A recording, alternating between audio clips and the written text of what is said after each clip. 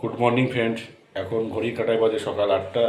তো এইমাত্র ঘুম থেকে উঠলাম, উঠে ফ্রেশ হয়ে ভিডিও বানাতে শুরু করলাম। চলো আজকে সকালকার ব্রেকফাস্ট কী করছি না করছি সব কিছুই তোমাদের দেখাবো।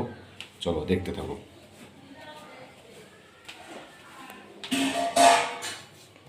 এই দেখো বন্ধুরা, এখানে মুড়ি আর ছাতু নিয়েছি, আর নেব কলা। এই দেখো কলা, এই কলা দিয়ে মুড়ি দিয়ে ছাতু দিয়ে আজকে সকালকার ব্রেকফাস্ট সারবো। ছাতু দিয়ে মুড়ি দিয়ে মেখে এই যে খাচ্ছি।